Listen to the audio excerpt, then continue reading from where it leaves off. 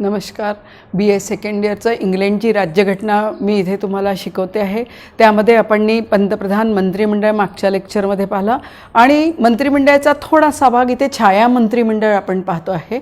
तर छाया मंत्रिमंडळाची व्यवस्था इथे 4 मार्क्सचा प्रश्न तुम्हाला विचारला जातो की छाया मंत्रिमंडळ म्हणजे काय. तर विरोधी पक्षाचा नेता हा देशाचा भावी पंतप्रधान असतो आणि अशा वेळेला आपण पाहतो की इंग्लंडच्या राज्यव्यवस्थेमध्ये सत्तारूढ मंत्रिमंडळ प्रमाणेच छाया मंत्रिमंडळ सुद्धा निर्माण केलं जाते विरोधी पक्षाचं. हे कसं निर्माण केलं जाते तर इंग्लंडमध्ये 2च पक्ष आहे, हुजूर पक्ष किंवा मजूर पक्ष. आता इंग्लंडमध्ये 2च पक्ष आहे, हुजूर पक्ष आणि मजूर पक्ष.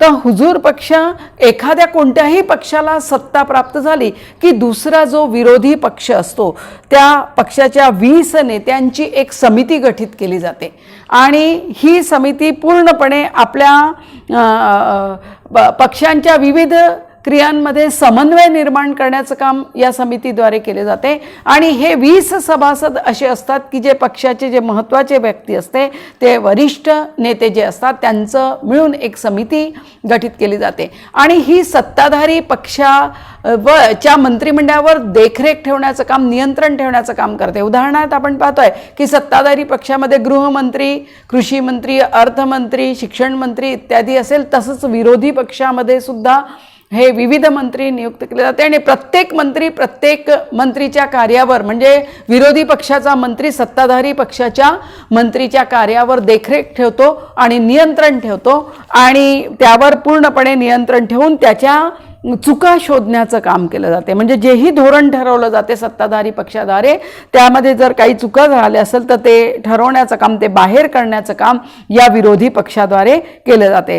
सामान्यतः प्रत्येक समितीतील प्रत्येक सभासद जो असतो तो एखाद्या खात्याचा सखोल अध्ययन करतो, सखोल अभ्यास करतो, त्या खात्यातील धोरणात्मक चुका तो शोधून काढतो आणि त्यावर टीका करतो. ही टीका बेजबाबदारपणे केली जात नाही. नाहीतर उगीचच विरोध केला तर उद्या म्हणजे विरोधी पक्ष सत्ताधारी झालं तर त्याचा पण सत्ताधारी पक्ष विरोधात गेल्यावर विरोध करू शकतो. तो म्हणजे ज्यामुळे खरोखरच म्हणजे ही जी आश्वासने आपण पूर्ण करू शकतो त्याच चुका शोधण्याचा प्रयत्न इथे केली जाते.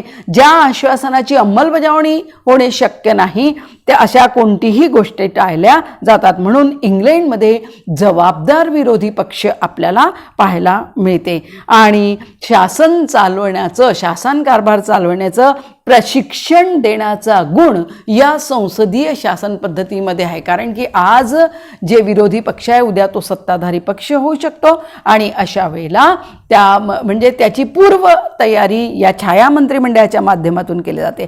छाया मंत्रिमंडळ ही संज्ञा 1955 मध्ये अस्तित्वात आली, ज्याला की शेडो कॅबिनेट असं सुद्धा म्हटलं जाते. एटली यांनी आपल्या पक्षातील जे काही वरिष्ठ सभासद होते त्यांची एक समिती गठीत केली आणि या समितीच्या कार्यामुळे मजूर पक्षाला लोकमताचा पाठिंबा अधिक प्रमाणात मिळू लागला आणि सार्वत्रिक निवडणूक जे झाले त्यामध्ये मजूर पक्ष हा सत्तारूढ झाला आणि तेव्हापासून ही पद्धत सुरू झाली. आणि आज कुठलाही पक्ष विरोधामध्ये असो, तो हुजूर पक्ष असो की मजूर पक्ष असो, वर्तमान काळात आपल्याला असं दिसून येते तर त्या पक्षाच्या 20 सभासदांची एक समिती निर्माण केली जाते आणि या समितीलाच राज्यशास्त्रीय परिभाषामध्ये विरोधी पक्षाचे अनाधिकृत सरकार किंवा छाया मंत्रिमंडळ किंवा शेडो कॅबिनेट असं म्हटलं जाते. पण प्रत्यक्ष व्यवहारामध्ये आपण पाहतोय की मजूर पक्ष या समितीला पार्लमेंटरी कमिटी असं नावाने संबोधतो तर हुजूर पक्ष या समितीला नेत्यांची सल्लागार समिती म्हणून संबोधतो. आणि अशा प्रकारे आपण पाहतोय की छाया मंत्रिमंडळामुळे अनेक गुण निर्माण झालेले आहे. यामुळे विरोधी पक्षाच्या नेत्याला पार्लमेंटमधील चर्चेत एकाच विषयावर सखोल अभ्यासपूर्ण विचार मांडता येते.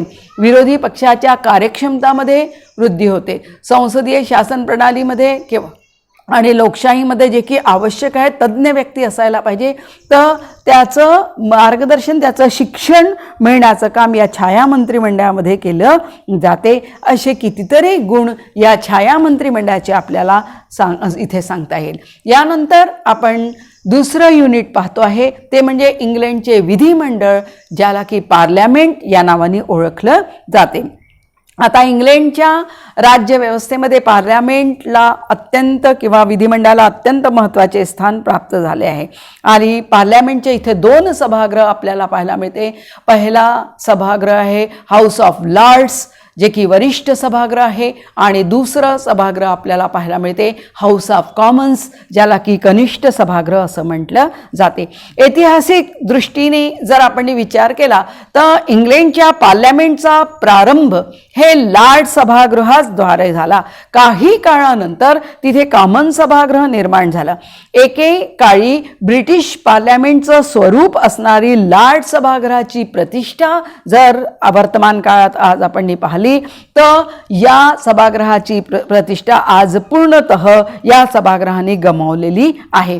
वर्तमान काळात विधेयकाला विलंब करणारा सभागृह किंवा विधेयकाचं पुन्हा परीक्षण करणारी संस्था असं या सभागृहाचं स्वरूप झालेलं आहे. आणि ब्रिटिश शासन व्यवस्थामध्ये राजपदानंतर निस्तेज झालेली संस्था जर कोणी असेल तर ती लॉर्ड सभागृह आहे. कारण की 1911चा पार्लमेंट ऍक्ट निर्माण झाला आणि या पार्लमेंट ऍक्ट अनुसार केवळ शोभेचे किंवा सजावटीचे सभागृह असे लॉर्ड सभागृहाचे स्वरूप आज राहिलेले आहे असं आपल्याला दिसून येते. म्हणजे लॉर्ड सभागृहाच्या प्रतिष्ठेचा आज लोप झालेला आहे आणि लोप होत आहे. पण असं असताना सुद्धा या घटनेला लॉर्ड सभागृहाने कधीही विरोध केला नाही. उलट या राजाने लोकशाही करण्याच्या प्रक्रियेमुळे त्याचे जे अधिकार कमी झाले त्या अधिकाराला सुद्धा त्यांनी त्या घटनेला सुद्धा त्यांनी कधीच विरोध केला नाही. आणि आज कॉमन सभागृहाच्या तुलनेमध्ये लॉर्ड सभागृहाची स्थिती अत्यंत दुबळी झालेली आहे, हे सुद्धा आपल्याला मान्य करावं लागेल. आणि केवळ लॉर्ड सभागृहाचं अस्तित्व कायम आहे असं आपल्याला दिसून येते. या लॉर्ड सभागृहाची रचना आपण इथे पाहूया की लॉर्ड सभागृहामध्ये कोणते कोणते सभासद असतात.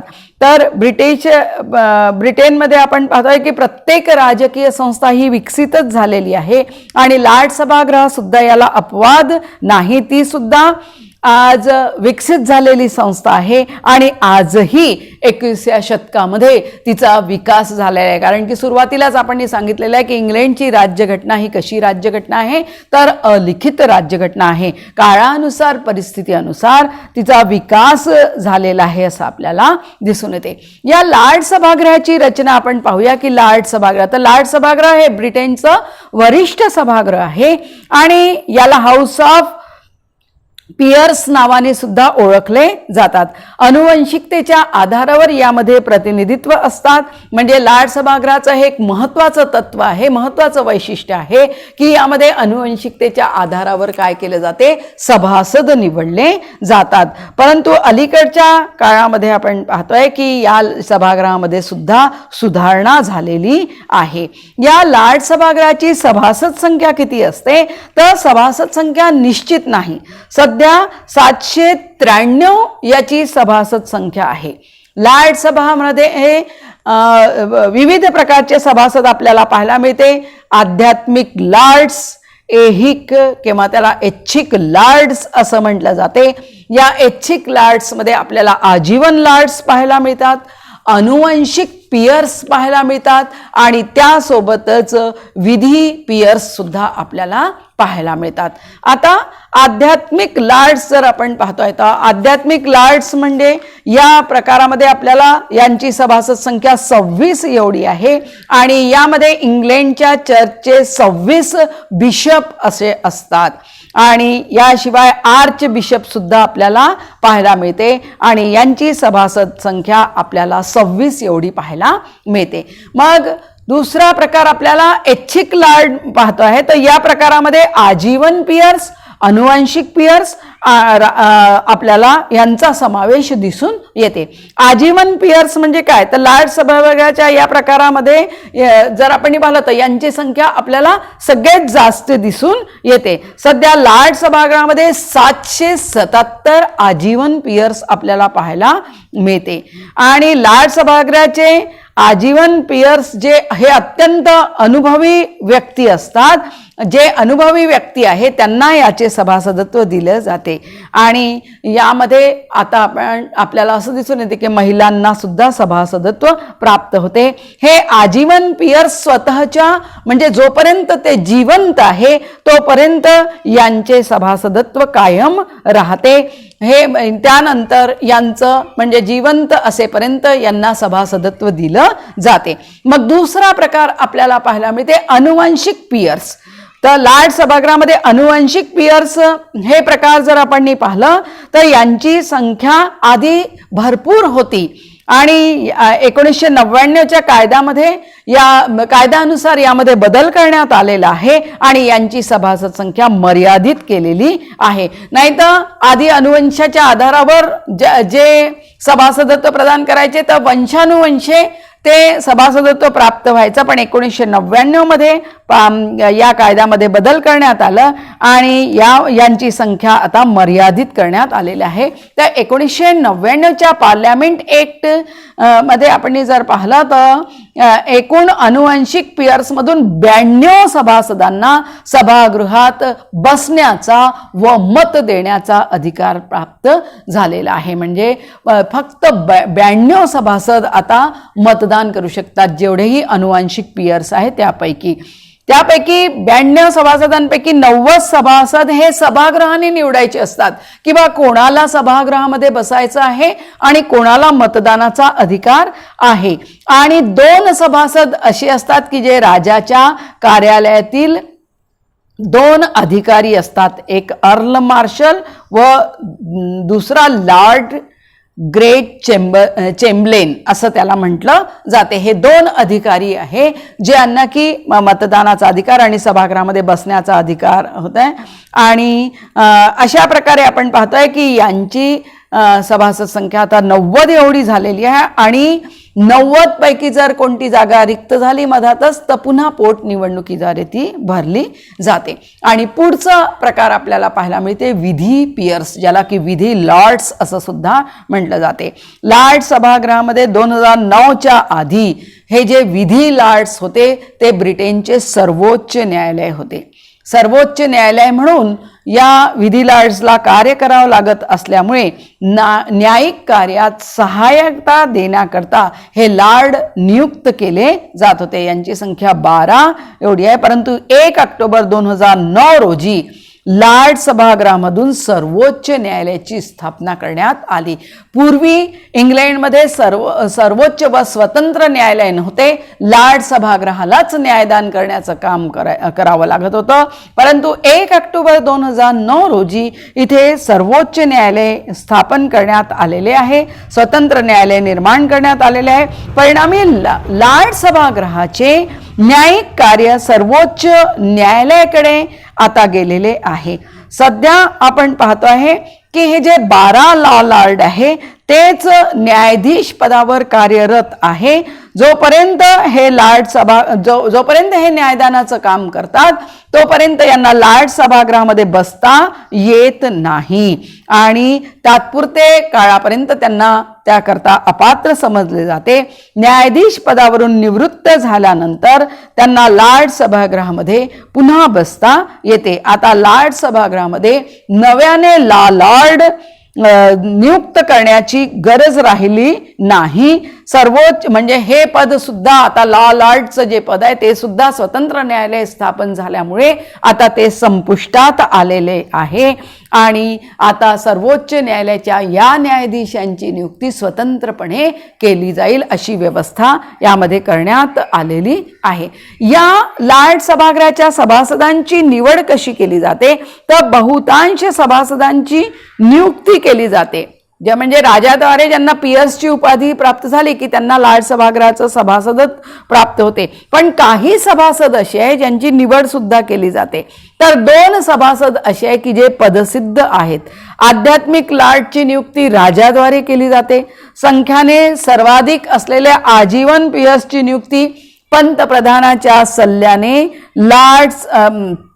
लाड सभा नियुक्ती आयोगाच्या शिफारशीने राजाद्वारे केली जाते. म्हणजे राजा ज्यांना पियर्सची उपाधी देतो, पंतप्रधान त्याला सल्ला देते. लाड सभागृहाची म्हणजे एक आयोग आहे ते त्याला सल्ला देते. त्या अनुषंगाने राजा त्यांना पियर्सची उपाधी प्रदान करतो आणि आनुवंशिक पियर्स हे 92 सभासदांचं निवड केली जाते. त्यापैकी 92 सभासदांपैकी 2 सभासद असे आहे की जे पदसिद्ध असून उर्वरित 90 सभासदांची निवड केली जाते. लाडची नियुक्ती आता केली जात नाही. जे विधी लाड नियुक्त केले जात होते कारण की स्वतंत्र न्यायालय निर्माण झालेलं आहे त्याच्यामुळे आता ही नियुक्ती केली जात नाही. आता लाड सभागृहाचं कार्यकाल पाहिलं तर त्यांची जर आपण हे सभासद पाहिलं तर आपल्याला असं दिसून येते की लाड सभागृह हे स्थायी सभागृह आहे. जोपर्यंत सभासद जिवंत आहे तोपर्यंत या सभागृहाचे सभासद ते असतात.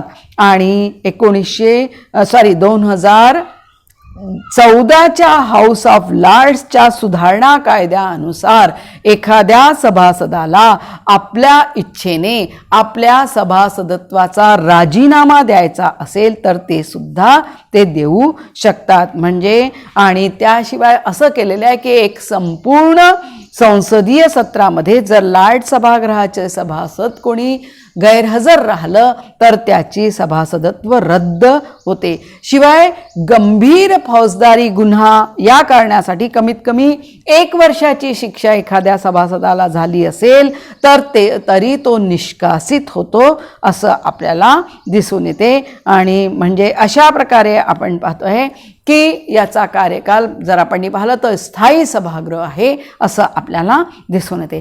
मग लार्ड स्पीकरची नियुक्ती या सभागृहामध्ये केली जाते. तर लार्ड स्पीकरचे पद हे 2005च्या सुधारणा कायद्यानुसार नियुक्त करण्यात आलेले आहे. त्याआधी लॉर्ड चॅन्सलरची नियुक्ती लार्ड सभागृहामध्ये केली जात होती. लॉर्ड चॅन्सलर हे लार्ड सभागृहाची अध्यक्षता करत होते. नंतर लॉर्ड स्पीकरची निवड करण्यात आली. ही निवड सभासद आपल्यामधूनच करतात. त्यांचा कार्यकाल 5 वर्षाचा असतो. पहिला कार्यकाल झाल्यानंतर पुन्हा त्यांची इच्छा असेल तर ते त्या पदाकरता पुन्हा निवडून येऊ शकतात. म्हणजे पुन्हा जर त्यांना उभं राहायचं असेल तर ते उभे राहू शकतात. तर अशा प्रकारे आपल्याला असं दिसून येते की या लार्ड स्पीकर जे आहे त्याचा कार्यकाल 5 वर्ष एवढा आहे. आता या लार्ड सभागृहाचे अधिकार आणि कार्य काय आहे? हे लार्ड सभागृहाचे अधिकार आणि कार्य जर आपण पाहिलं तर लार्ड सभागृहाला विविध कार्य करावं लागतं. तर सगळ्यात आधी विधिविषयक कार्य व अधिकार. तर जसं सुरुवातीला आपण सांगितलं की लार्ड सभागृहाला फार पहिले महत्त्वाचे स्थान होते. त्याच्याचद्वारे सगळे कार्य केले जात होते. लार्ड सभागृह हे एकमेव सभागृह होतं. पण काळानुसार परिस्थितीनुसार तिथे कॉमन सभागृह निर्माण झालं आणि वर्तमान काळात आपण पाहतोय की लोकशाही करण्याच्या प्रक्रियेमुळे लार्ड सभागृहाचे अधिकार कमी झालेले आहे आणि कॉमन सभागृहाचे अधिकार वाढलेले आहे. आता लार्ड सभागृहाचे विधिविषयक अधिकार पहा. तर विधिविषयक अधिकार द्वितीय सभागृह म्हणून लार्ड सभागृहाला प्राप्त झालेले आहे. राजाकडे अंतिम मंजुरीसाठी जाणाऱ्या प्रत्येक विधेयकावर कॉमन सभागृह आणि लार्ड सभागृह या दोन्ही सभागृहाची मंजुरी असणे आवश्यक आहे. प्रारंभीच्या काळात विधेयक मंजूर करण्याबाबत दोन्ही सभागृहाला समान अधिकार होते. म्हणजे लार्ड सभागृह आणि कॉमन सभागृह दोन्ही सभागृहाला समान अधिकार होते. परंतु 1911चा आणि 1949चा पार्लमेंट ऍक्ट अनुसार लार्ड सभागृहाचे अधिकार कमी करण्यात आलेले आहे. कॉमन सभागृहाने मंजूर केलेल्या कोणत्याही सामान्य विधेयकाला केवळ 1 वर्षाचा विलंब लावण्याचा अधिकार लार्ड सभागृहाला आहे. म्हणजे आपण पाहतोय की एखाद्या विधेयकावर प्रथम वाचन झालं, दुसरं प्रयत्नात आहे आणि दुसरं आणि तिसरं वाचनमध्ये जर 1 वर्षाचा विलंब असेल तर या विधेयकावर अंतिम मंजुरीसाठी सरळ ते विधेयक राजाकडे पाठवलं जाते.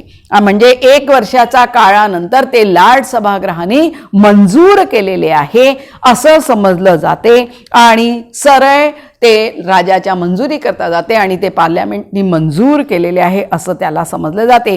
अशा प्रकारे सामान्य विधेयकाच्या बाबतीत केवळ 1 वर्षाचा विलंब लावण्याचा अधिकार लाड सभागृहाला आहे. दुसरं मग आपण पाहतोय की आर्थिक अधिकार किंवा धनविषयक अधिकार आपण याला म्हणू शकतो. तर विधिविषयक कार्यापेक्षाही आर्थिक कार्याबाबत लाड सभागृहाची स्थिती अधिक दुबळी आहे. कॉमन सभागृहाने मंजूर केलेल्या कोणत्याही धन विधेयकाला केवळ 1 महिन्याचा विलंब लावण्याचा अधिकार लाड सभागृहाला आहे. धन विधेयकाचा प्रारंभ कॉमन सभागृहामध्येच होतो, कारण की कॉमन सभागृह हे जनतेचं प्रतिनिधित्व करणारं सभागृह आहे आणि जनतेच्या प्रतिनिधींनी मंजुरी दिल्याशिवाय कोणत्याही करांची वसुली करू नये असा या तत्वांचा स्वीकार ब्रिटिश जनतेने केलेला आहे. म्हणून सर्वात आधी धन विधेयकाची सुरुवात कॉमन सभागृहामध्ये होते.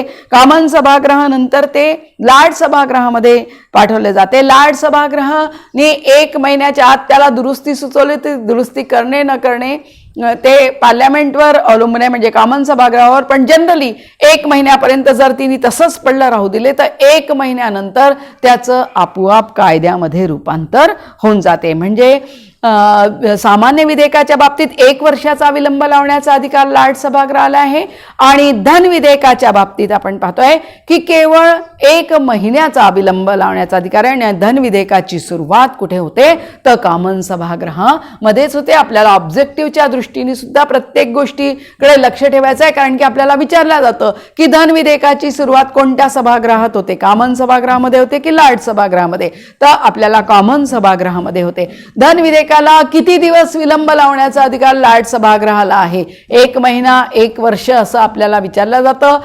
असे विविध 4 पर्याय दिले जाते, त्यापैकी 1 महिन्याचा विलंब लावण्याचा अधिकार आहे. सामान्य विधेयकाच्या बाबतीत लाड सभागृह किती सामान्य विधेयकाला वेळ लावू शकते तर 1 वर्षाचा विलंब लावण्याचा तिला अधिकार आहे. मग पुढचा अधिकार आपण पाहतोय कार्यकारी किंवा शासनविषयक अधिकार.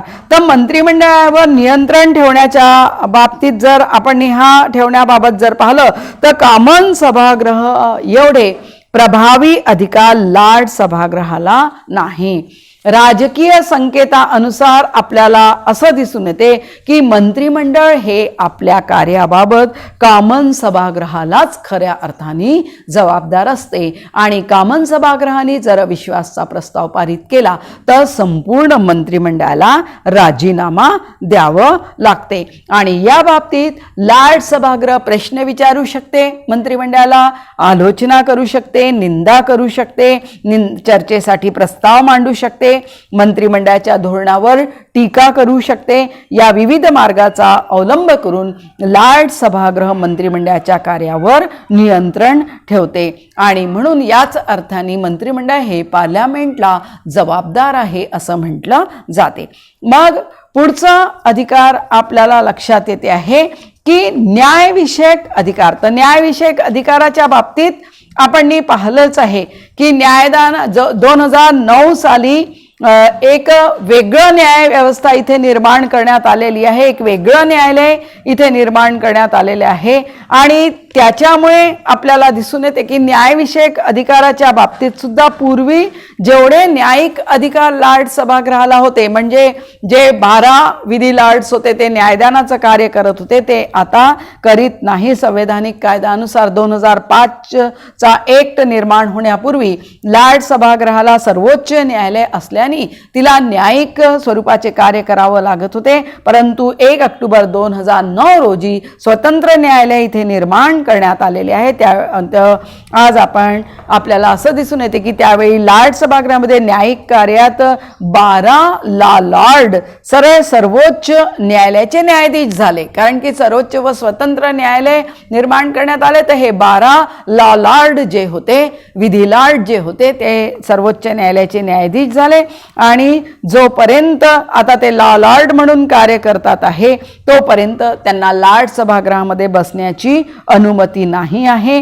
न्यायाधीश म्हणून निवृत्त झाल्यानंतर पुन्हा त्यांना लार्ड सभागृहामध्ये बसता येते. आणि आता आपल्याला दिसून येते की 2005च्या कायद्यानंतर न्यायिक अधिकार यांचे कमी झालेले आहे आणि यानंतर हे पद पुन्हा नेमण्यात येणार नाही. म्हणजे पूर्वी जे न्यायदानाचं कार्य 12 विधी लॉर्ड्स करत होते, आता ते नंतर पूर्ण त्यांचं कार्यकाल समाप्त झाल्यानंतर ते लार्ड सभागृहाचे सभासद होतील आणि पुन्हा यांची नियुक्ती केली जाणार नाही. आणि पुढचं आपल्याला दिसून येते की घटनात्मक अधिकार, तर लार्ड सभागृहाला घटनात्मक अधिकार प्राप्त झालेले आहे.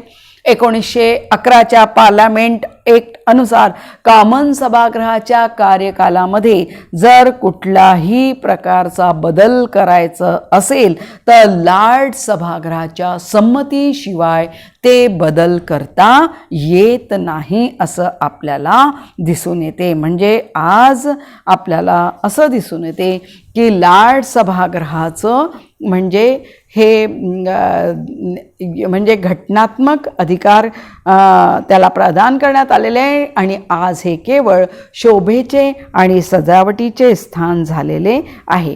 आता लार्ड सभागृहाची उपयुक्तता, आता इतकं दिसून आलं की लार्ड सभागृहाचं काहीच महत्त्व नाही आहे, ते शोभेचे आणि सजावटीचं स्थान आहे. म्हणून लार्ड सभागृहाच्या बाबतीत 2 मत इथे आपल्याला दिसून येते. काही मतांचं म्हणणं आहे, काही विचारवंतांचं असं म्हणणं आहे की लार्ड सभागृह हे नष्ट करून द्यायला पाहिजे, या सभागृहाची काहीच उपयुक्तता नाही. तर काही सभागृह म्हणतात आहे की नाही, लार्ड सभागृहाचं अस्तित्व ठेवायलाच पाहिजे, लार्ड सभागृह हे नष्ट करून द्यायला पाहिजे. या बाबतीत विचारवंत म्हणतात आहे की आजच्या स्थितीमध्ये हे सभागृह कोणाचंच प्रतिनिधित्व करत नाही, म्हणून हे सभागृह नष्ट करून द्यायला पाहिजे. या सभागृहाची रचना लोकशाही तत्वाशी विसंगत आहे. लोकशाहीमध्ये लोकांद्वारे निवडलेले प्रतिनिधी असतात, पण इथे राजाद्वारे नियुक्त केलेले प्रतिनिधी असतात, म्हणून हे सभागृह संपवून टाकायला पाहिजे.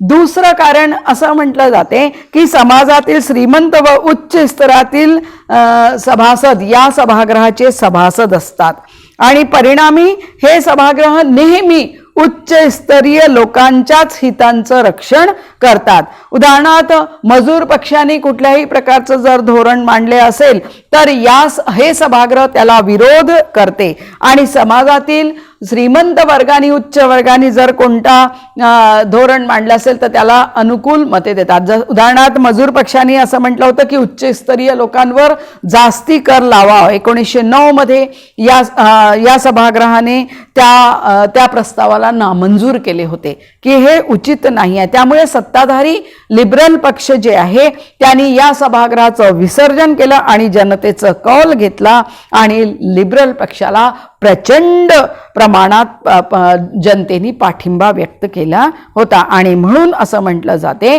की हे सभागृहाचं काही महत्त्व नाही आणि याचा परिणाम असा झाला की 1911च्या पार्लमेंट ऍक्टने लार्ड सभागृहाचे आर्थिक अधिकार कमी करण्यात आले. म्हणून हे नेहमी श्रीमंत वर्गाच्या अनुकूल धोरण निश्चित करते किंवा त्यांनाच पाठिंबा याचा असतो, म्हणून हे सभागृह नष्ट करून द्यावं असं काही विचारवंत म्हणतात आहे.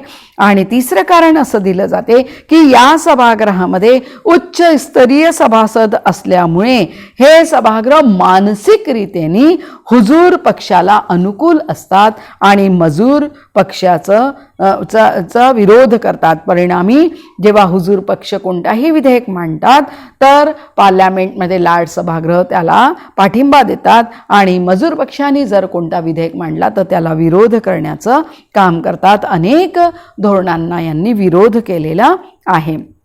जर म्हणून या कारणामुळे हे सभागृह नष्ट करायला पाहिजे. पण याविरुद्ध काही विचारवंत असे आहे की नाही, लाड सभागृह, कारण की इंग्लंडची जनता ही पुराणमतवादी आहे आणि पुराणमतवादी असल्यामुळे तिला लाड सभागृह हे सभागृह कायम असलं पाहिजे असं वाटतंय. कारण की पहिलं कारण ते म्हणतात की इंग्रज लोक हे पुराणमतवादी आहे आणि जुन्या किंवा प्राचीन राजकीय जे संघटना आहे, जे संस्था आहे, त्याबद्दल त्यांना फार अभिमान आहे. म्हणून त्या संस्थांमध्ये बदल घडवून आणा, त्याच्याकरता जनतेचा पाठिंबा आहे, पण समाप्त करा याच्याकरता त्यांचा पाठिंबा नाही. ते म्हणतात की जोपर्यंत आपल्या लोकशाहीच्या मार्गामध्ये ते अडचण निर्माण करत नाही तोपर्यंत जुन्या राजकीय संस्थांमध्ये कुठल्याही प्रकारचा बदल करायला नको. दुसरं कारण ते सांगतात की हे सभागृह कॉमन सभागृहाने घाईगर्दीने जर एखादं विधेयक मंजूर केलं असेल तर त्या विधेयकाची पुन्हा तपासणी करते, ते पाहते आणि कॉमन सभागृहाला मंजूर होतील अशा सुधारणा त्यामध्ये सुचवते आणि म्हणून 1 वर्षाचा विलंब लावून त्या काळात लोकमत व्यक्त करण्याची ती संधी देते. 1 वर्षामध्ये लोकमत व्यक्त करून घेते की बा लोकमत काय म्हणते आहे त्या विधेयकावर, आणि या कारणामुळे लाड सभागृह उपयुक्त आहे, हे सभागृह संपायला नको. तिसरं कारण दिलं जाते की या सभागृहात होणारी चर्चा उच्च दर्जाची असते, कारण की लाड सभागृहामध्ये जे सभासद असतात ते अनुभवी असतात, उच्च दर्जाचे असतात आणि कॉमन सभागृहाने मंजूर केलेल्या काही विधेयकाच्या बाबतीत उपयुक्त सुधारणा करण्याचं काम सुद्धा या सभागृहाने केलेलं आहे. आणि म्हणून हे सभागृह संपायला नको, हे सभागृह असायला पाहिजे असं लाड सभागृहाच्या बाबतीत म्हटलं जाते. धन्यवाद. इथे हे प्रकरण लाड सभागृह तुमचं समाप्त झालेलं आहे. यानंतर पुढच्या पिरियडमध्ये आपण कॉमन सभागृह, हाऊस ऑफ कॉमन्स हे सभागृह पाहणार आहोत. धन्यवाद.